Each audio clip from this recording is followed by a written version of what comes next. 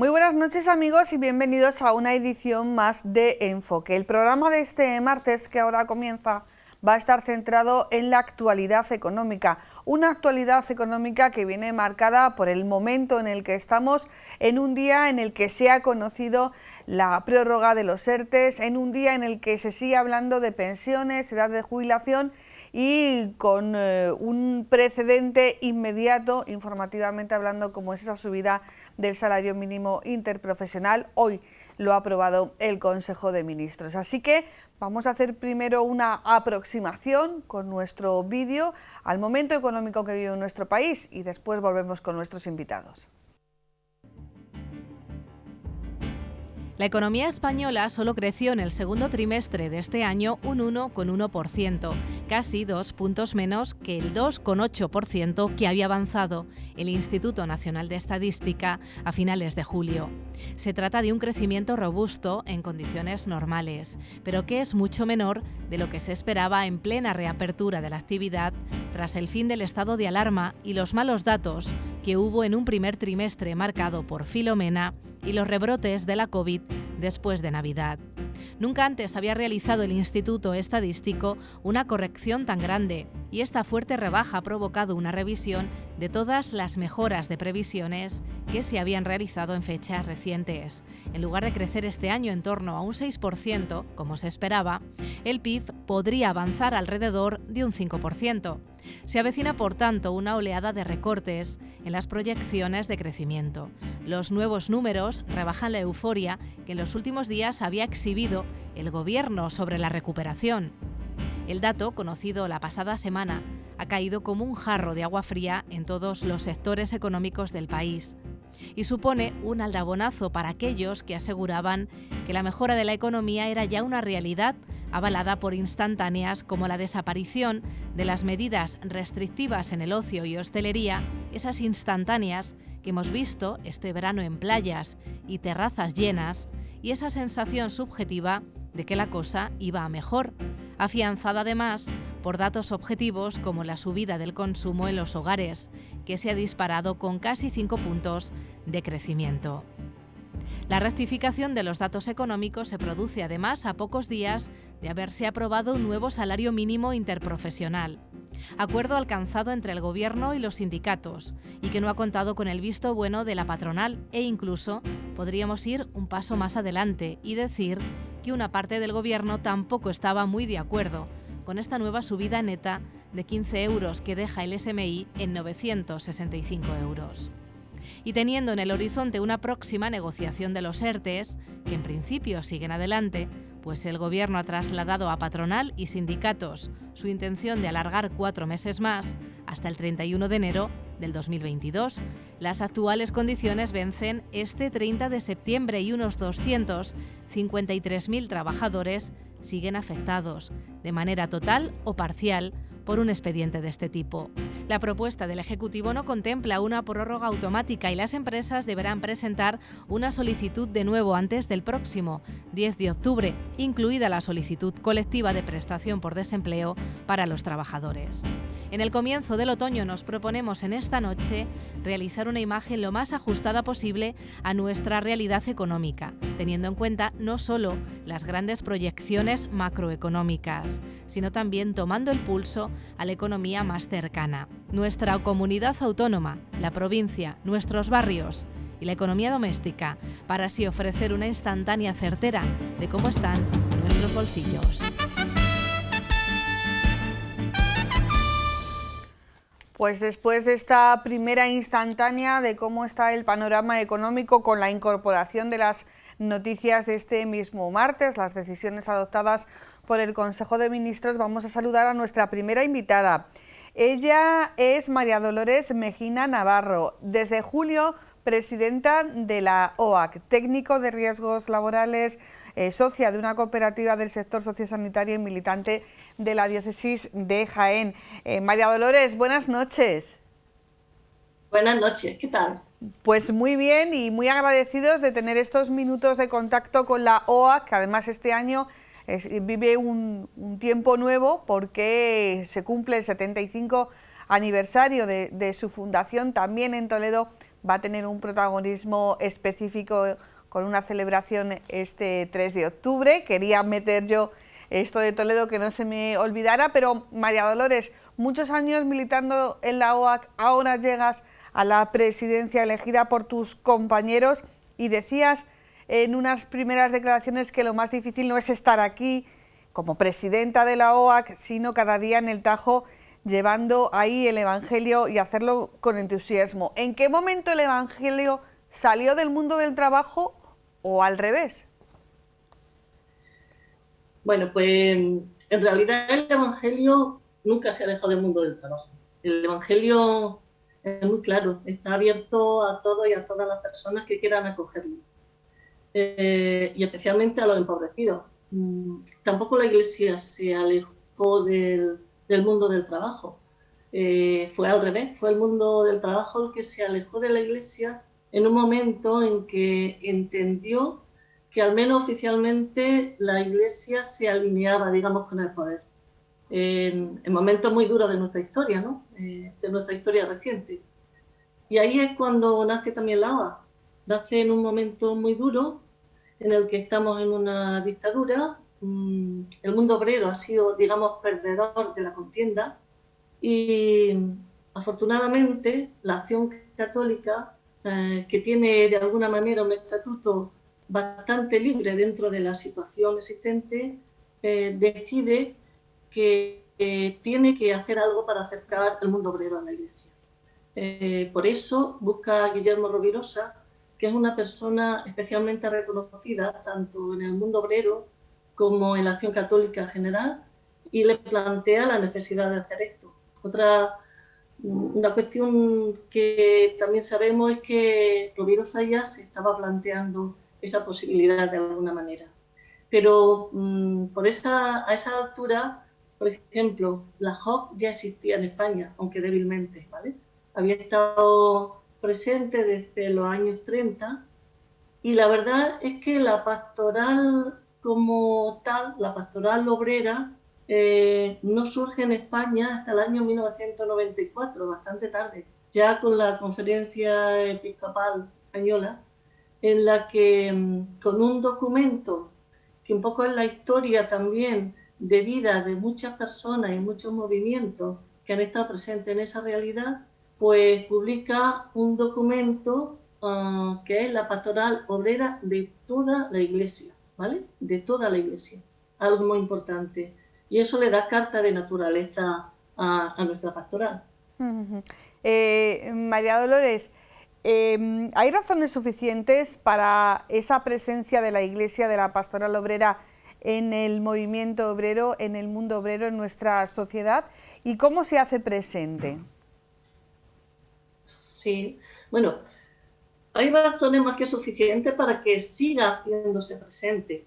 El mundo obrero está viviendo una situación de precariedad muy importante, ¿no? Está causando mucho sufrimiento a las trabajadoras y a los trabajadores. Y Jesús lo que nos plantea es que eso es difícil para que las personas puedan realizarse como tal. Nosotros, todos los cristianos, estamos llamados a hacer presente el reino de Dios en la tierra. Y ese compromiso tiene que ser construcción de todos y de todas. Pero estamos viviendo en un sistema social y económico que niega a la persona, no la pone en el centro. Un sistema que no la prioriza, que lo que necesita, digamos, un sistema sin alma, y lo que necesita son productores y consumidores. Entonces no le interesa el resto de facetas de la persona. Esto es un gran problema y es de tipo antropológico. Es decir, estamos en un sistema que está totalmente deshumanizado.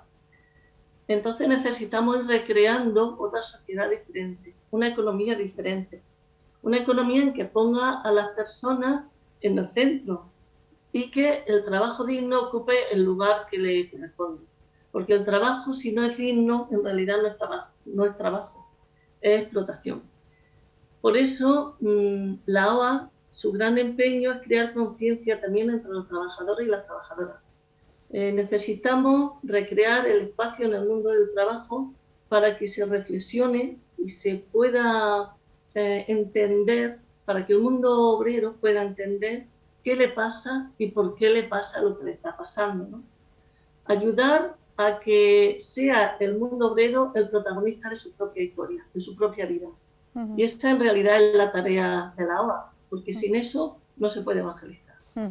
María Dolores, la OAC, la Pastoral Obrera, no es un sindicato, sí, pero sí que es verdad que hay vínculos de unión o líneas de trabajo conjuntas, tanto en la OAC, en la Pastoral Obrera, como con los sindicatos. En un reciente encuentro celebrado en Madrid, Monseñor Antonio Algora decía que católicos y sindicatos deben dejar a un lado prejuicios y sectarismo para seguir en la lucha junto a otros actores de la sociedad civil. Yo creo que estamos en un momento en el que la sociedad, no ya por la crisis económica, sino por todo lo que se supone que hemos aprendido de la pandemia, debemos dejar al lado sectarismos y prejuicios. No es cuestión de quién tiene que renunciar a qué, sino yo creo que es más cuestión de qué posición debemos adoptar cada uno, ¿no? Sí, sí, sí.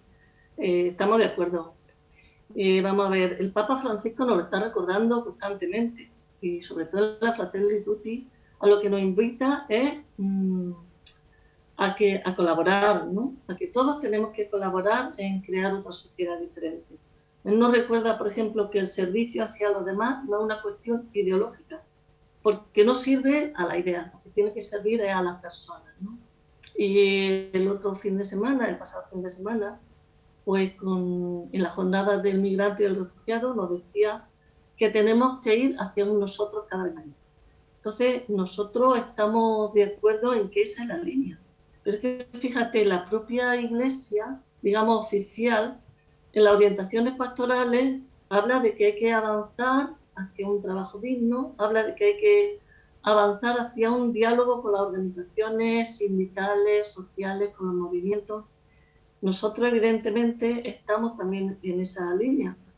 Lo cierto es que la OAS siempre ha tenido muy buena relación con las organizaciones sindicales.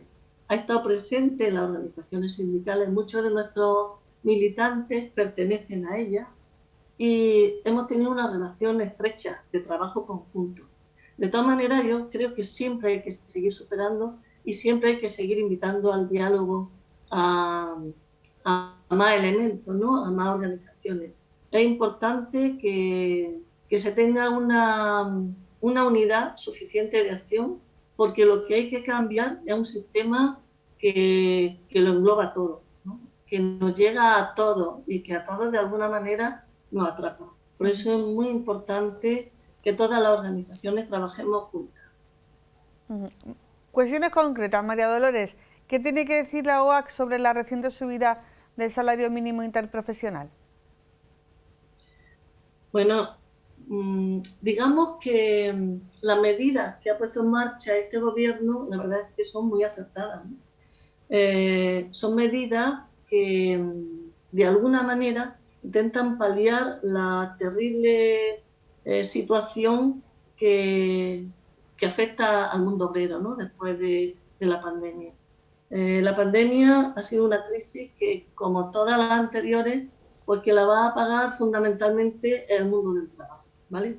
Entonces, este gobierno ha dado pasos muy interesantes, como el tema de la subida del salario mínimo interprofesional. Nosotros lo aplaudimos, desde luego, y bueno, pues hay estudios que demuestran que la subida del salario reduce el empobrecimiento del mundo obrero.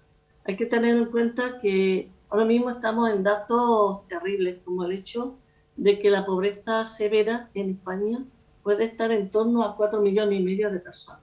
Entonces, cualquier medida que vaya a paliar esa situación nos parece importante. Pero claro, no son suficientes. Hay que seguir haciendo muchas más medidas para ir cambiando este sistema. La brecha entre ricos y pobres cada vez se agranda más y, de hecho, el empobrecimiento sigue aumentando. Vamos a hablar de los ERTEs. También se ha conocido hace escasas 24 horas, bueno, realmente estamos conociendo momento a momento esa ampliación. Decíamos en el vídeo hasta el 31 de enero, no, va a ser hasta el 28 de febrero con algunos condicionantes. ¿Cuál es la postura de la OAC? Sí, también aplaudimos esa medida porque Ha sido una medida también que en un momento determinado hay que tener en cuenta que cuando la pandemia aparece, se estima, y se ha comprobado que es así, que va a ser en torno a 5 millones de parados los que va a haber en este país. Eso es insostenible y eso no hay sistema que pueda paliar esa situación. Entonces los ERTE han venido para, de alguna manera, recortar esa sangría enorme del paro, ¿no? Creemos que todavía, evidentemente, va a hacer falta mucho tiempo para que el mundo obrero pueda intentar tener una situación algo más justa, ¿no? Hacen falta muchas más medidas que esta, pero bueno, esta medida, evidentemente, el que siga existiendo los ERTE como medida para el mundo obrero siempre nos parece aplaudible. Bueno, también tenemos el tema de las pensiones. Sobre ese asunto, bueno, esas declaraciones que hablan de que cada vez la edad de jubilación, bueno, pues se va a ampliar más. Hombre, yo entiendo que las generalizaciones nunca son buenas y que habría que especificar sectores, tipo de trabajador, ¿no? Me imagino que desde la OAC lo ven así, ¿no? Bueno, a nosotros nos parece muy preocupante las declaraciones de algunos políticos, ¿no? Sobre todo teniendo en cuenta el lugar en el que están y lo que representan. Está claro que hay que tocar tierra, ¿no? Yo invitaría a muchos políticos a que se pusieran en la piel y en los zapatos de muchos trabajadores. Por ejemplo, los trabajadores de la construcción, los trabajadores de los cuidados. Ahora que tanto hemos hablado del tema del cuidado, que gracias a ellos hemos podido salir más o menos de esta crisis de la pandemia, pues no tenemos en cuenta para nada cuál es su situación. Por ejemplo, yo vengo de una sociedad cooperativa en la que trabajamos con personas que hacen ayuda a domicilio, que trabajan en residencias de personas mayores. Es imposible que esas trabajadoras puedan estar trabajando más allá de los 60, 60 y poquitos años, porque las condiciones de trabajo son muy duras. Bueno, María Dolores, no queremos terminar esta primera entrevista contigo como presidenta de la OAC sin hablar de otra cita importante. Ya hemos dicho, el 3 de octubre aquí en Toledo una celebración para conmemorar el 75 aniversario de la OAC, sino esa cita de alcance mundial, como es el 7 de octubre, Día Mundial por el Trabajo Decente. Cuando nadie hablaba de precariedad, ya la OAC estaba hablando de un trabajo decente, que es bueno, pues a lo que hay que aspirar, o sea, es el antónimo de la precariedad laboral. ¿Qué es lo que tenéis preparado para este año y cuál es el llamamiento que queréis hacer?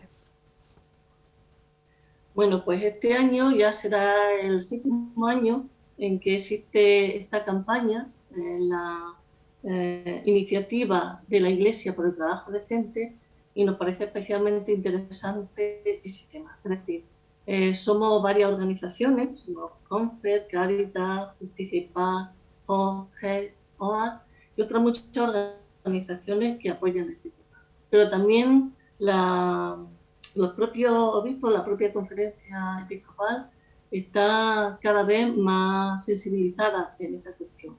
Es importante que hablemos de que el trabajo tiene que ser decente, hacer visible esa precarización del trabajo y la falta de condiciones dignas. Por ahí va esta celebración del 7 de octubre, que la vamos a enclavar diciendo con el lema de ahora más que nunca trabajo decente. Y nos parece fundamental que hablemos de eso, porque es la manera de ver cómo las relaciones laborales influyen mucho en los derechos de las personas y de las familias. Sin un trabajo digno, como te decía antes, no es posible que haya derechos para las personas y para la familia. Entonces estamos muy contentos con esta iniciativa, en colaborar en ella, una iniciativa que es de toda la Iglesia también y que creemos que va a tener largo recorrido.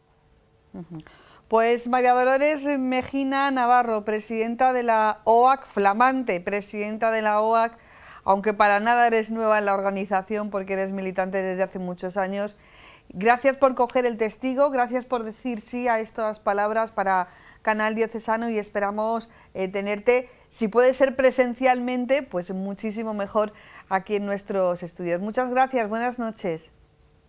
Muy bien, muchas gracias a vosotros. Buenas noches. Pues después de escuchar a la presidenta, recién elegida presidenta, ha sido ahora en este mes de julio, de la OAC, María Dolores Mejina, es tiempo ya de presentar a nuestros invitados que hoy nos acompañan en el plató. Fátima Guadamillas, buenas noches. Buenas noches. Muchísimas gracias por querer compartir otra temporada más de Enfoque aquí con nosotros. ¿Qué tal el verano? ¿Qué tal las vacaciones? Bien, todo bien. Muchas gracias por invitarme de nuevo. Y tenemos que dar la bienvenida a Mario Fernández, director del Departamento Económico y Financiero de CECAN. Mario, buenas noches. Muy buenas noches. Muchas gracias por invitarme. Muchas gracias por la disponibilidad, tanto tuya como de la entidad de CECAN, por participar en este tiempo de conversación muy pegado a la actualidad, porque de hecho, lo comentábamos antes en el vídeo introductorio, decíamos que, por ejemplo, los ERTE se iban a ampliar hasta el 31 de enero del 2022 y cuando hemos visto la letra pequeña no es el 31 de enero, es el 28 de febrero. Yo creo que eso da una idea de hasta qué punto han estado apuradas las negociaciones, hasta donde puedas contar, Mario. No, bueno, sí, efectivamente, las negociaciones, aparte de apuradas, se han visto muy aceleradas en los últimos días. Se nos hizo una propuesta de ultimísima hora apenas este fin de semana, además que tenía era una propuesta bastante amplia, bastante profunda, había que estudiarla y no había prácticamente tiempo, pero bueno, la necesidad de dar cobertura a los trabajadores y a las empresas que todavía desgraciadamente no se están recuperando de la crisis, pues hacía que nuestro papel obligaba. Y bueno, hubo una reunión el pasado domingo, incluso puedo decir que ayer por la noche, a última hora, hubo los órganos directivos de COE para ratificar el acuerdo que se había llegado. Así que sí, la verdad es que bastante No hay apurado. horarios cuando se trata de negociación. Llevamos una época que, como decía la canción, no hay horario ni calendario, es decir, cuando toca, toca y Pero ahí parece estamos. que cuando hablamos de negociaciones en estas tres bandas, gobierno, patronal y sindicatos, parece que se carga bastante contra los empresarios. De hecho, en el salario mínimo interprofesional, la decisión que se ha aprobado hoy por parte del Consejo de Ministros, aunque ya se sabía de la subida de 15 euros, no ha estado en la patronal. No, efectivamente. En el tema de la negociación del salario mínimo, ha habido bastantes dislates en forma y en fondo. Es decir, ya desde un principio, incluso la propia vicepresidenta primera, la vicepresidenta económica, es decir, quien por la parte del gobierno lleva el área económica, ya había dicho hace tiempo que no era el momento. Es decir, que la posición de las organizaciones empresariales y del COE en la negociación era: no es el momento de aquí y ahora. Sentémonos y hablemos la senda de 2022 y 2023, entre otras cosas porque la recuperación no está ni mucho menos consolidada, todavía no hemos llegado a niveles prepandemia. También hay que contar con un detalle que a lo mejor no es importante para algunos, pero en el año 2019, a partir del 1 de enero, se incrementó un 22% el salario mínimo interprofesional.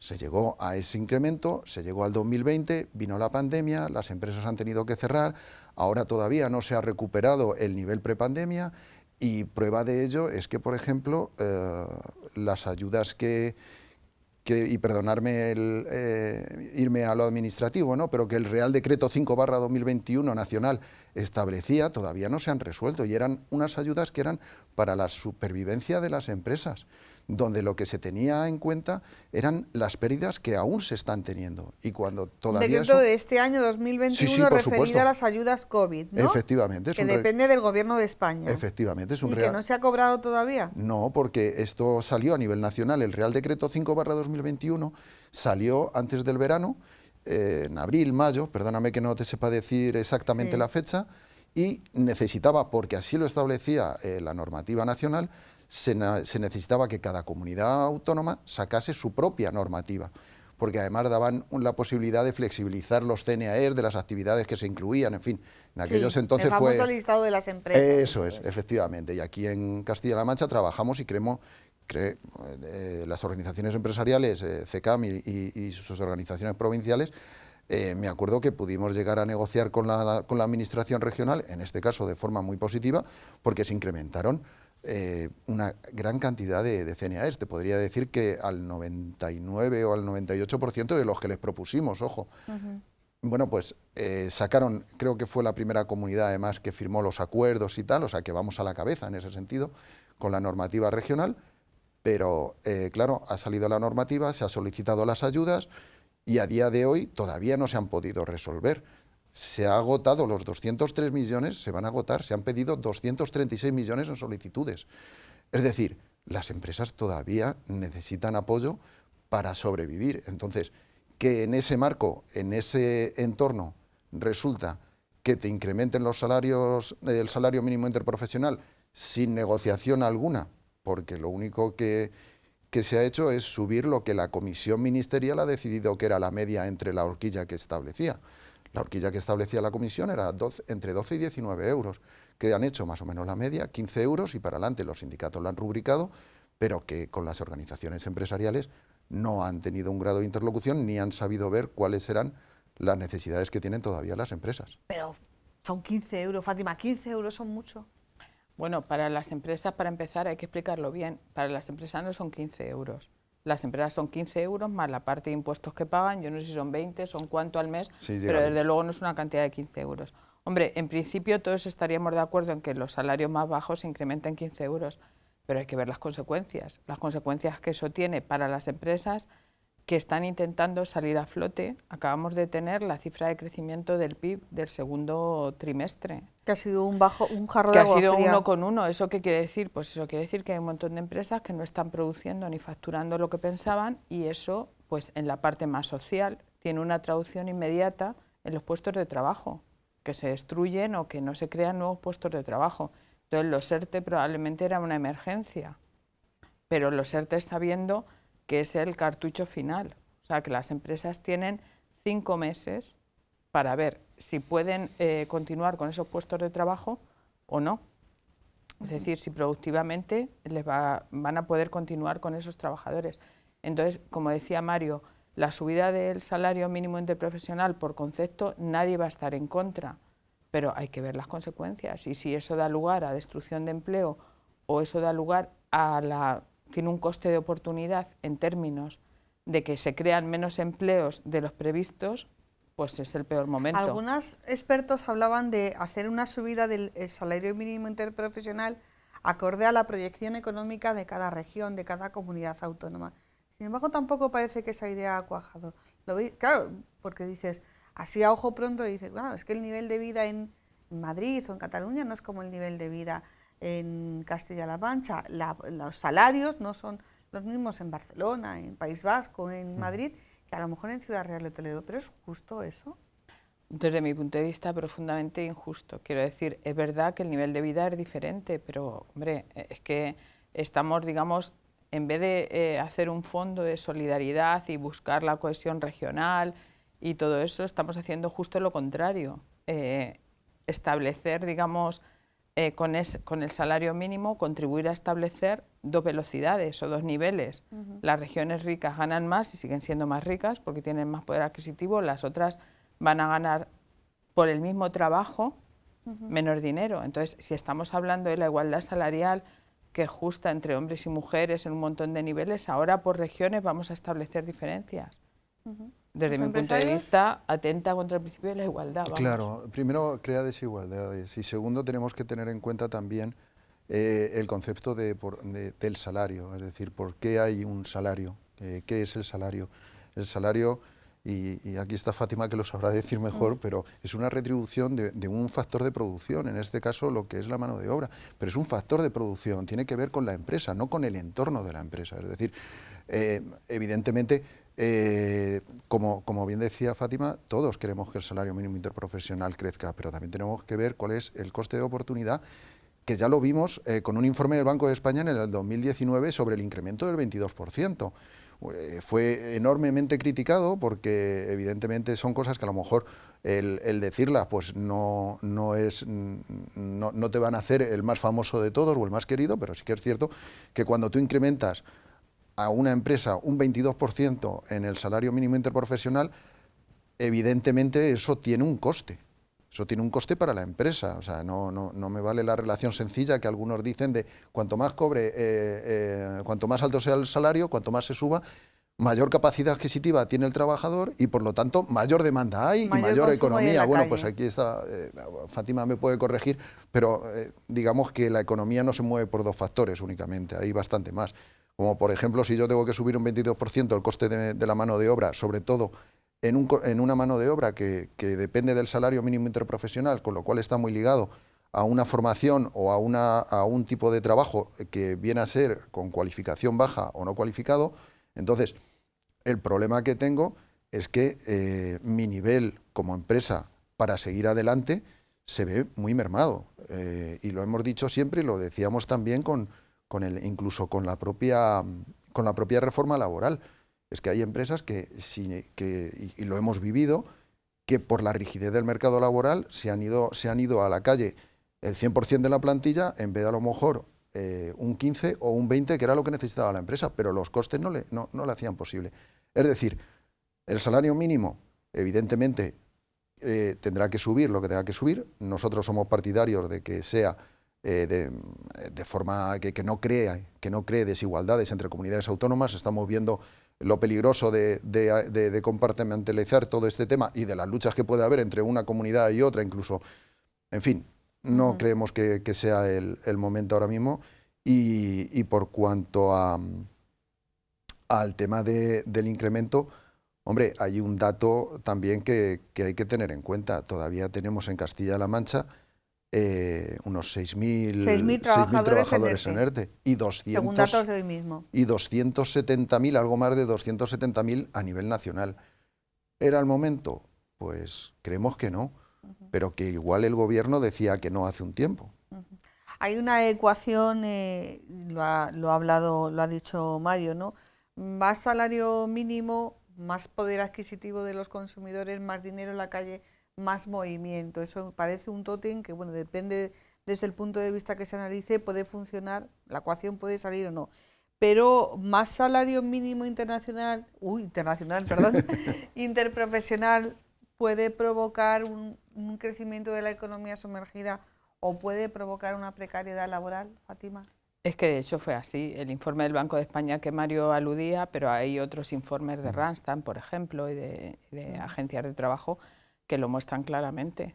Y sobre todo, la ecuación a más nivel salarial, mayor consumo puede ser cierta, a no ser que se destruyan puestos de trabajo, porque entonces expulsar del mercado de trabajo, eso es lo más antisocial que hay siempre, expulsar a alguien del mercado de trabajo. Y esa gente disminuye mucho su nivel adquisitivo y lo que es peor, en los rangos de edad que están muchas veces y el bajo nivel formativo, disminuye también su posibilidad de encontrar otro empleo. Entonces hay que meter, sin populismos, con objetividad, hay que meter todos los ingredientes en la ecuación.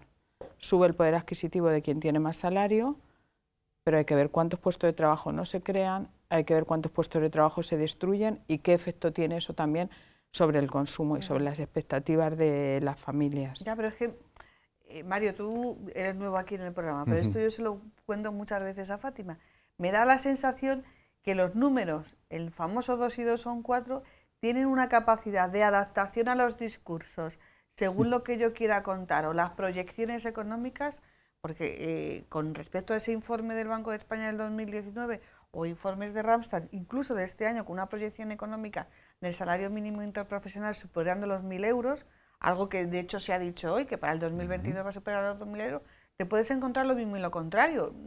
Claro, el de a pie, el ciudadano de a pie, nos quedamos un poco así con los ojos en blanco, ¿no? Pero vamos a ver, ¿quién tiene razón?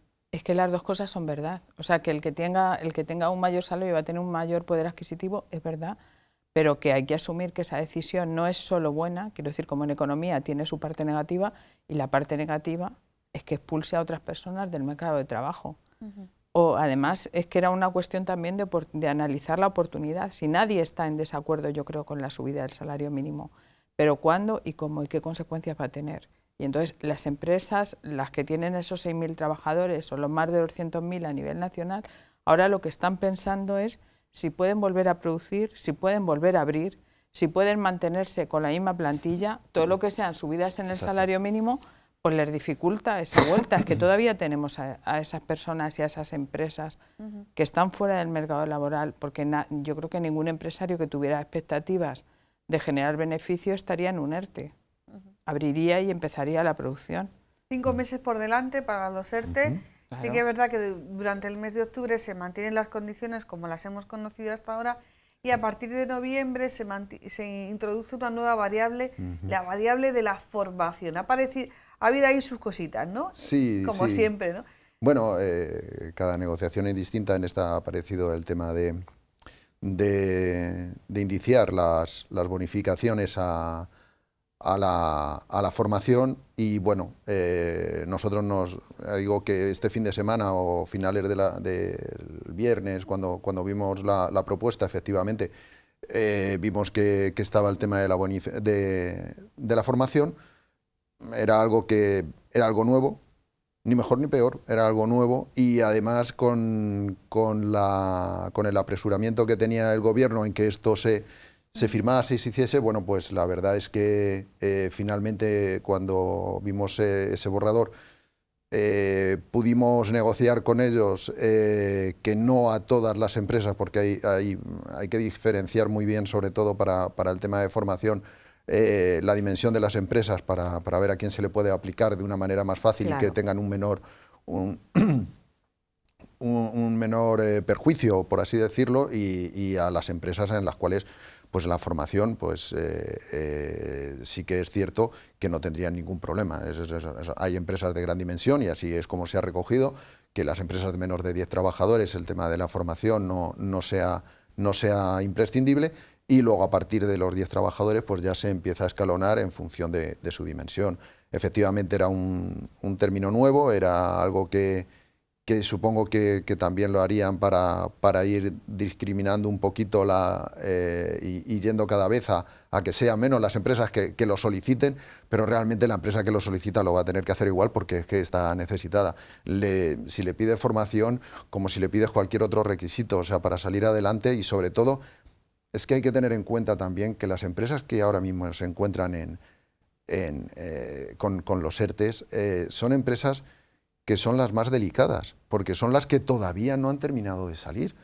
Son empresas que llevan desde 1 año y medio, casi, intentando salir de la crisis, que llevan con sus trabajadores en ERTEs, que nadie quiere eso, que de hecho, lo decías tú, Fátima, nadie quiere tener a sus trabajadores en ERTEs, los quiere tener trabajando, pero sobre todo es que se está viendo cómo las pymes, y digo las pymes y también las grandes empresas, pero sobre todo las pymes, tienen una voluntad firme en volver a la actividad. De hecho, estamos hablando que se llegaron a más de 100.000 los trabajadores en ERTEs en Castilla-La Mancha. Actualmente hay 6.000. Y nosotros nos estamos acordando de la tercera ola, de la cuarta ola, de las restricciones de no sé qué, las restricciones de no sé cuánto. Y no fue hace tanto. Y aún así, de los 100.000 trabajadores en ERTE que tenían las empresas, solamente quedan 6.000, es decir, la voluntad de las empresas está clara, volver a la actividad, dejarme trabajar, que es lo que se suele decir, ¿no? Déjenme trabajar. Es interesante también esta propuesta, bueno, pero yo creo que sí que hay un consenso en que los ERTEs han sido una buena opción. Los ERTEs han sido la salvación. Teniendo en cuenta la que se nos venía supuesto encima y que era claro, una cosa completamente inesperada, ¿no? No, los ERTEs yo creo hemos tenido otras crisis donde no ha habido esta solución, la gente se iba a la calle directamente, ¿eh? Claro, los ERTEs siempre, que por supuesto han sido una solución, y de hecho han permitido a muchas empresas volver a su actividad poco a poco y reanudar su actividad. Desde luego yo creo que, que es una parte de la reforma laboral que se hizo y que han mantenido, y que gracias a eso pues la gente está volviendo a su puesto de trabajo. Y a mí el tema de la formación pues me parece muy bien, desde todos los aspectos. Me parece muy bien que incluso desde un punto de vista de un proyecto vital de una persona que lleva en ERTE 1 año y medio y que está en su casa sin hacer nada, yo sí que pienso que tiene que hacer formación o reciclarse o tener habilidades nuevas, competencias nuevas. No, pero es que el mercado de trabajo ha cambiado mucho. Por ejemplo, en toda la parte digital ha cambiado. Hemos evolucionado muy rápido en la pandemia por necesidad. Entonces, la gente se forma y empieza a tener pues como una rutina de trabajo, en este caso de formación, y yo lo que espero en este caso es que las empresas, o creo que lo más inteligente sería, aparte de lo más ético también, pensando en los trabajadores, que las empresas hicieran planes de formación realmente bien. O sea, ¿qué necesitan los trabajadores? ¿Qué necesita la empresa, lógicamente?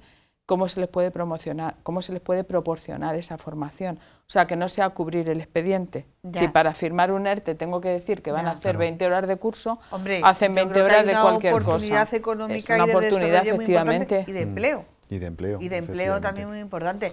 No vamos a citar fantasmas sobre la formación. Yo creo que ya somos todos suficientemente serios. Ha pasado una pandemia para que estas cosas se tomen un poquito... Es que yo creo que incluso si al final la empresa no puede mantener, cuando terminen los ERTE, no puede quedarse con todos los trabajadores, porque no pueda, porque no tenga mercado para ello, los que han recibido una formación valiosa van a tener más fácil encontrar otro empleo, incluso. Y eso hay que pensarlo, porque no es realista pensar que absolutamente todos los trabajadores van a volver a su empresa. Completamente de acuerdo. No es verdad, quiero decir, no es deseable por nadie, pero no es verdad. Entonces, si por lo menos tienen una formación de calidad, tienen más oportunidades en el mercado de trabajo.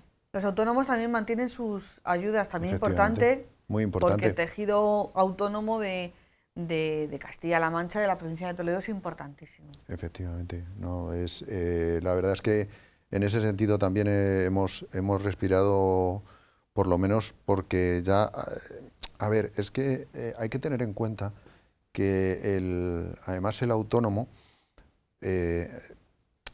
su propia palabra lo indica, y sobre todo aquí, que incluso puede tener alguien trabajando con él, 1, 2 personas, no más, la media de las empresas de los trabajadores viene a ser así, y el autónomo es inferior. Esta situación le ha venido y él sabe de lo suyo, y de repente se ha visto en un mare magnum administrativo, económico, teniendo que pedir ayuda, no sabiendo muy bien si lo mío es un cese anticipado por esta causa, por la otra. Luego además las negociaciones siempre a última hora era cuando se llegaba a los acuerdos. Entonces ellos realmente, gracias a, y lo tengo que decir porque he visto a mis compañeros, a las 24 horas al día que decíamos antes, de ayudarles para pedir todos sus ceses anticipados, para ayudarles cómo lo tenían que hacer, ante quién, porque las administraciones estaban completamente saturadas para poder realizarlo, y entonces nosotros actuábamos también de intermediarios. Y por supuesto, para ellos hay que tener en cuenta también, por los sectores en los que nosotros somos fuertes, más allá del sector agrario, pero nosotros acabamos de terminar ahora mismo septiembre, a lo mejor principios de octubre, todavía hay algo, pero sector turismo empieza a decaer. Bien, pues hasta la campaña de Navidad no va a haber nada más, y luego a partir de ahí hasta Semana Santa. Bueno, pues que por lo menos tengan los catas, que llamamos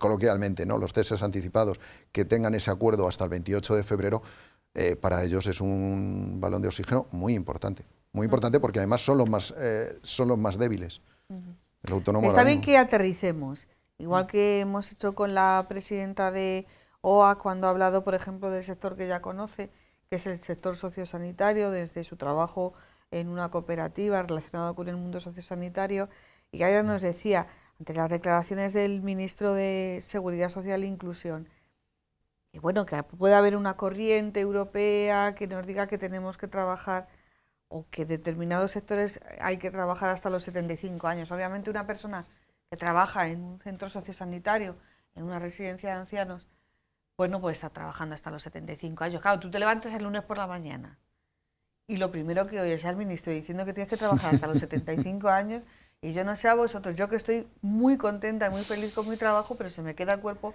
un poco regular. Qué malas son las generalizaciones, ¿eh? Y a las 8 de la mañana más.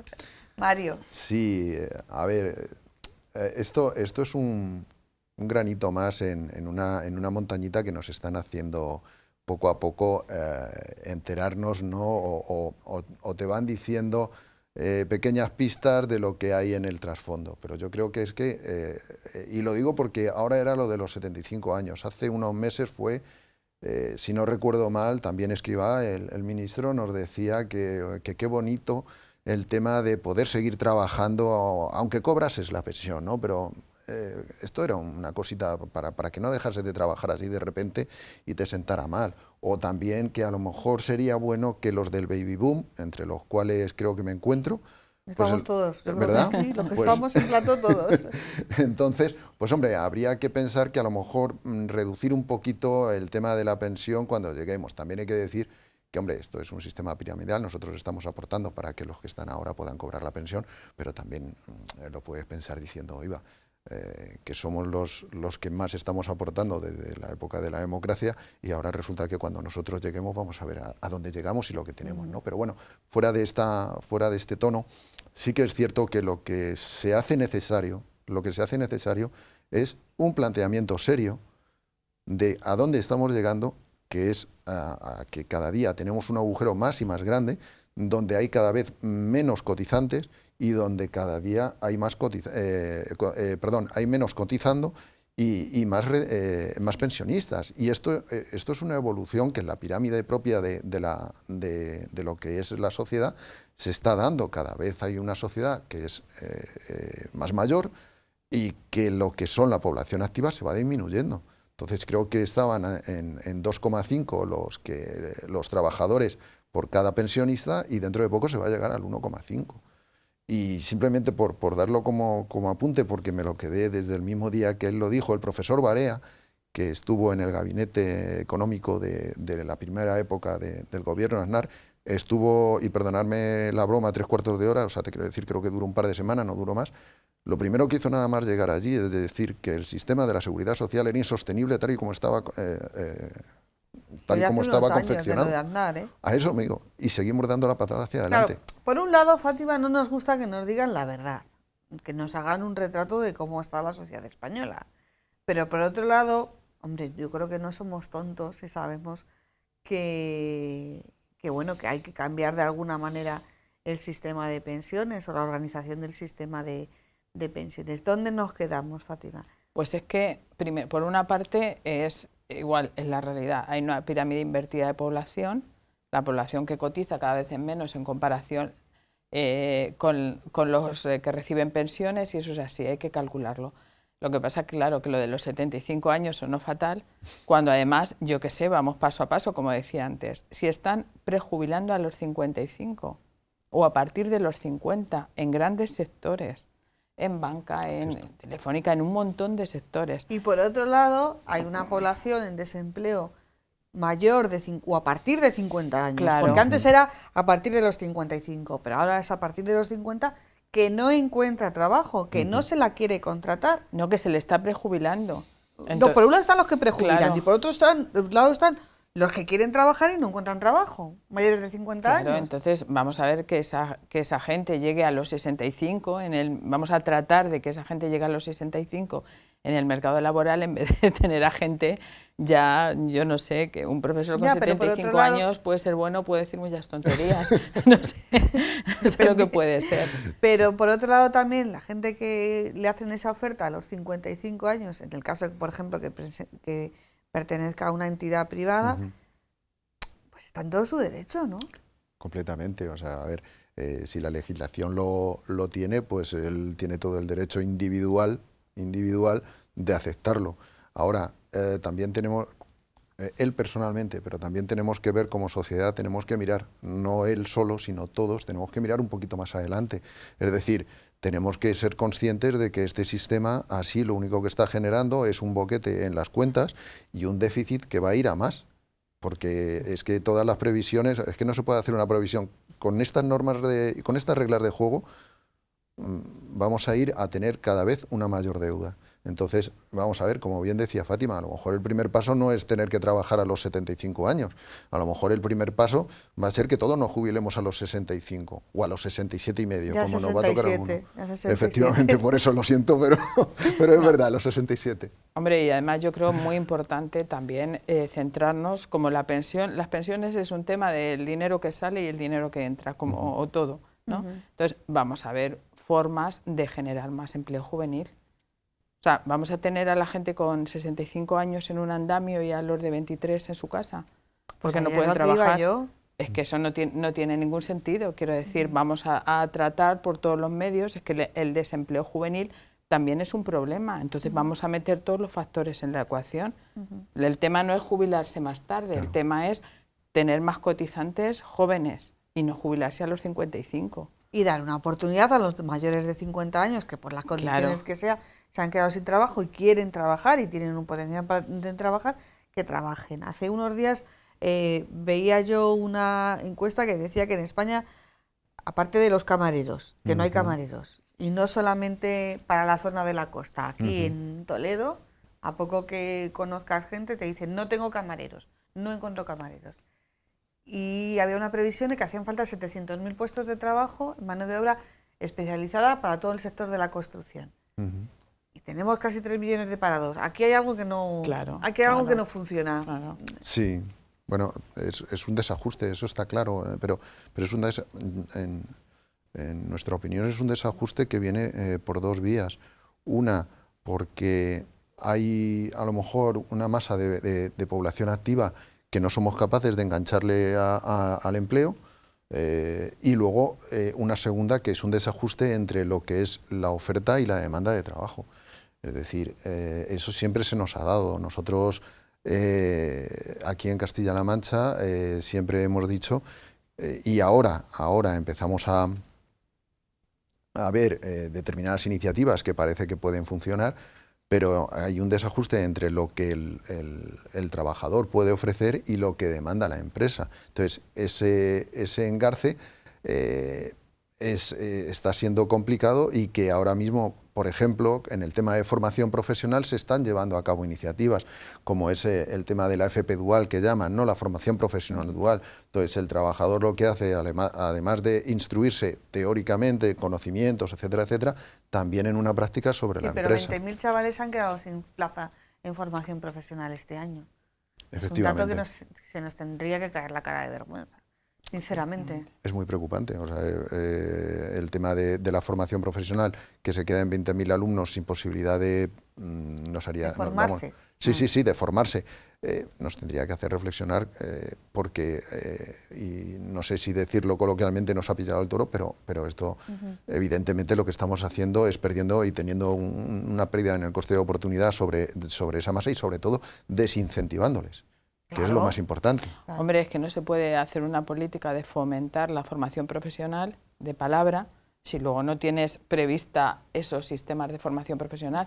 Tú les estás motivando, les estás incentivando a que hagan formación profesional los que no quieran ir a la universidad, que está muy bien y que es una salida profesional para quien la quiera, lo elija, o para quien lo elija, pueden elegir la universidad o la formación profesional, pero es una salida mucho mejor que no tener formación.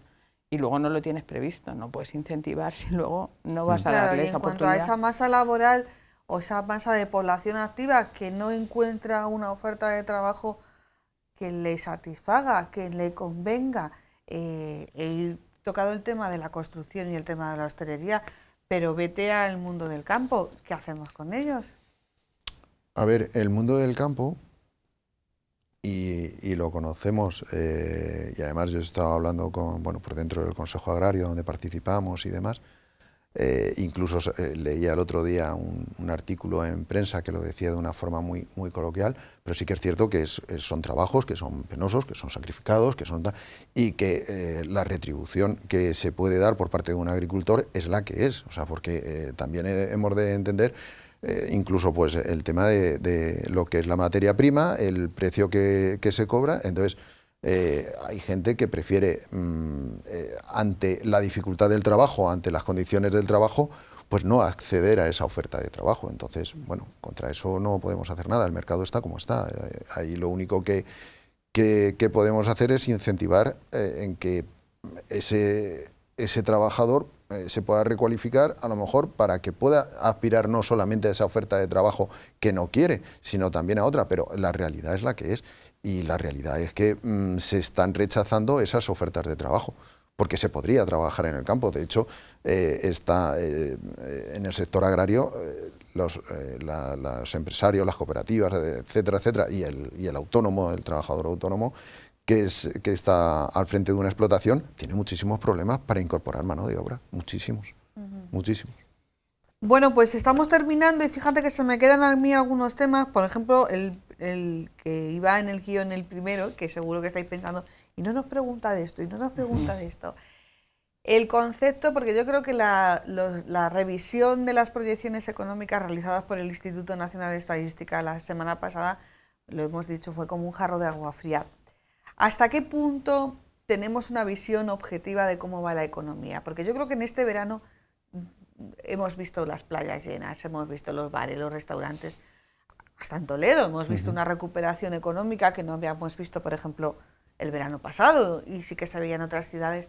¿Hasta qué punto tu forma de ver o tu estado de ánimo económico influye en el curso de la economía?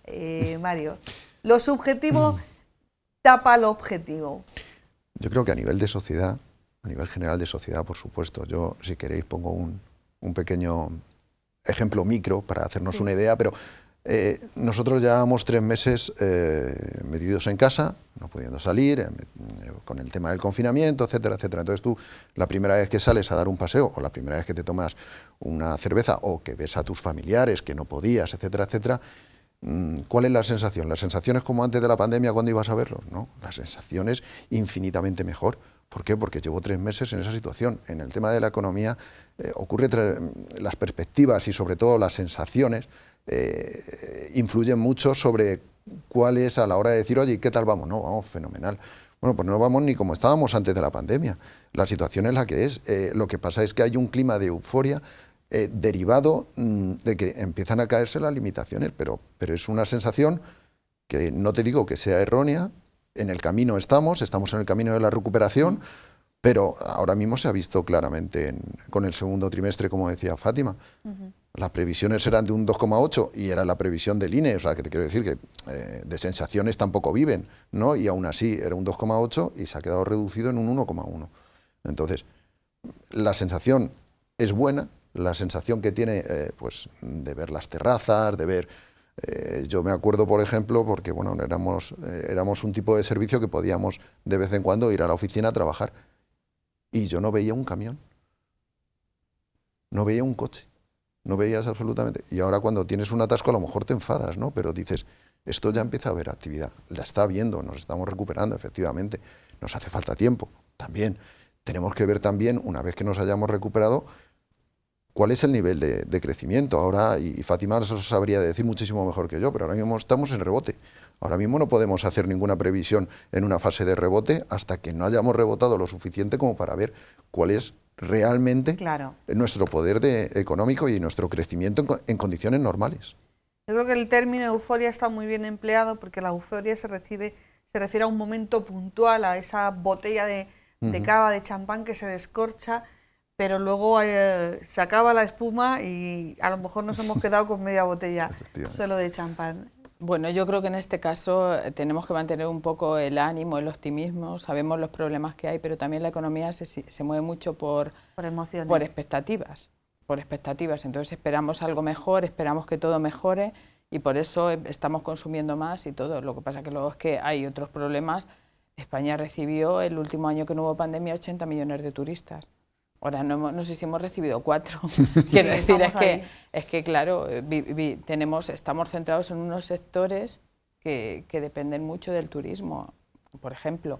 Entonces, bueno, yo creo que lo que hay que hacer es ponerse a trabajar cada uno de alguna manera. Hay que formarse, hay que trabajar un poco en los empleos que hay, todas esas funciones del mercado laboral.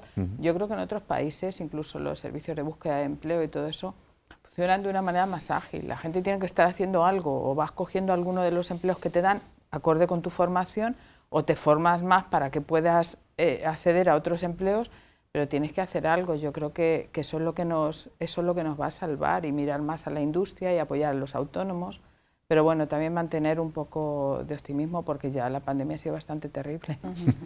Pues a los dos muchísimas gracias. Fátima, como siempre, esta es tu casa, y Mario, esta es tu casa. Muchísimas gracias por estos minutitos de conversación, de reflexión, de análisis, pero en este tono que yo creo que hace que todo el mundo, bueno, pues se sienta identificado con alguno de los aspectos de los que hemos hablado, bien sea autónomo, bien sea trabajador en ERTE, bien sea estudiante, bien sea padre, bien sea madre. En el fondo yo creo que se trata de hablar de la economía, pero de una economía que nos afecta. Muchísimas gracias a los dos, buenas noches, y a todos ustedes, amigos, volvemos la semana que viene con más enfoque. Buenas noches.